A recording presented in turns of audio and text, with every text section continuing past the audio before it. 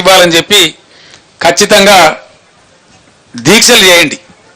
ఒక 1 డే దీక్ష, నిరాహార దీక్షలు అవసరం లేదు. ఈ తోలుమందం ప్రభుత్వానికి కడుపుండా తినే కూర్చొని దీక్ష చేయండి చాలు.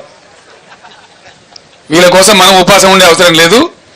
మంచిగా టిఫిన్ తిని లంచ్ తిని కూర్చొని దీక్ష చేయండి, నినాదాలు చేయండి. ఆ ప్రకారం బోనస్ ఇవ్వని చెప్పి నిరసన దీక్షలు కూడా చేస్తాం. ఆ తర్వాత కళ్ళాల దగ్గర కూడా మేము ఎండగడతాం, కొనుగోలు కేంద్రాల దగ్గర మేము నిలదీస్తాం. డెఫినెట్గా బోనస్ ఇచ్చేదాకా మిమ్మల్ని వదిలిపెట్టే ప్రశ్న లేదు.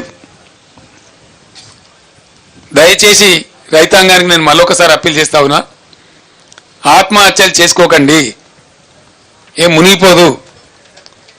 వీళ్ళు ఇప్పుడున్న అసమర్థులేం శాశ్వతం కాదు. మీ పక్షాన మేమున్నాం, పోరాడతాం, బ్రహ్మాండంగా పోరాడతాం. కాబట్టి దయచేసి మీరు ఆత్మహత్యలు చేసుకోవద్దు. ఎట్టి పరిస్థితులలో ఏం కానీయం. మేము ప్రతిపక్షంలో ఉన్నా ప్రభుత్వంలో ఉన్నా మీరు ఇచ్చిన తీర్పును శిరసావహించి మీకోసం సేవ చేయడానికే ఉన్నాం. బీఆర్ఎస్ పార్టీ బ్రహ్మాండంగా పనిచేస్తాం. కాబట్టి ఏం ఇబ్బంది పడాల్సిన అవసరం లేదు. రాజకీయాలు ఎప్పుడు నడుతూనే ఉంటాయి, రాజకీయాలు ఒక పక్క జరుగుతూనే ఉంటాయి, కానీ ఈ పని కూడా ఒక పక్కన చేస్తూనే ఉంటాం. దీన్ని వదిలిపెట్టే ప్రశ్న లేదు. కాబట్టి ఎట్టి పరిస్థితులలో ప్రభుత్వాన్ని నిద్రపోనీయం, మేము నిద్రపోం, మీ పక్షాన ఉంటాం. కాబట్టి దయచేసి రైతు సోదరులకు నా విజ్ఞప్తి, అందరం కలిసి యుద్ధం చేద్దాం. మీరు రెడీగా ఉండండి, సిద్ధంగా ఉండండి.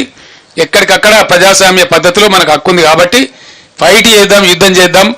వాళ్ళు ఇచ్చిన వాగ్దానాలు అమలు చేసేదాకా, ప్రతి ఒక్క వాగ్దానం అమలు చేసేదాకా వెంటబడి తరిమి చేయించుదాం, లేకపోతే గద్దె దిగువని చెప్పుదాం చేత కాకపోతే.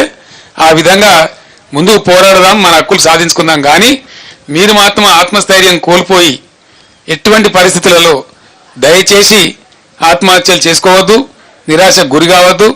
ధైర్యంగా ఉండండి. మీ పక్షాన బీఆర్ఎస్ ఉంది, కేసీఆర్ ఉన్నాడు, ఎవ్వరేం ఆగం కాలేదు.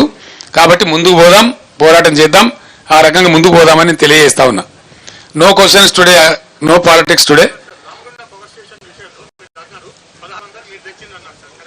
నేను తేలే 4,000 తెచ్చిన నేను. ఇనవా బాబు, బీ పేషెంట్ మిస్టర్ రాహుల్. నేను శాంక్షన్ చేయించింది 4,000 మెగావాట్ల థర్మల్ స్టేషన్. దాంట్లో వాళ్ళు ఏమన్నారంటే 1,600 మెగావాట్లు ఇమీడియట్ చేసిస్తాం, మీరు మాకు కావాల్సిన సదుపాయాలు ఇవ్వమన్నారు.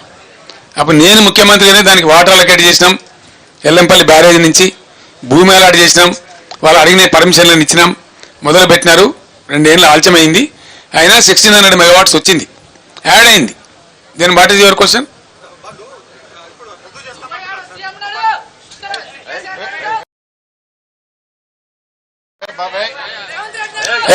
ఏ బాబు బయటకు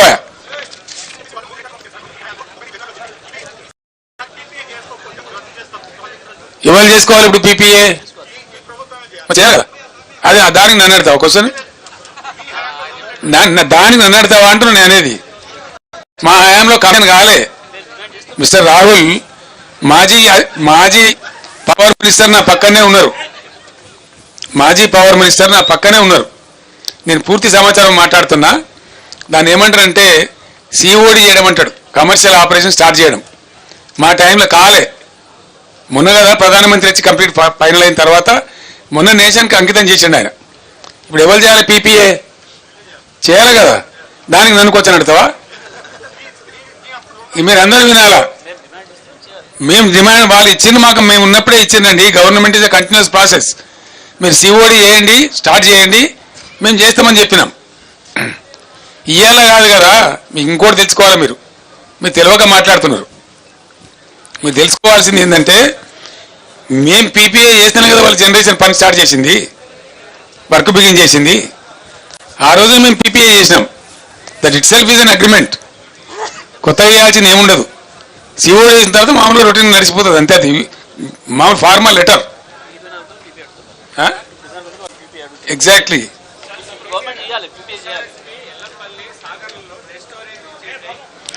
ఎందుకు చేయని అంటున్నా నేను అనేది, ఎవరి అసమర్థత వల్ల. ఎల్లంపల్లి డెడ్ స్టోరేజ్ ఎందుకు అయిందండి? అయిందా? 6% వర్షపాతం ఎక్కువైంది. రాసుకోండి మీరు. 6% ఎక్కువైందండి వర్షపాతం. సాధారణ వర్షపాతం కంటే 6% వర్షపాతం ఎక్కువ పడ్డది. ఇది నేను చెప్పేది కాదు. ఇండియన్ మ్యాటర్నరీ వాతావరణ శాఖ వాళ్ళు చెప్పిన లెక్క ఇది. It's not my record. What they are telling is wrong.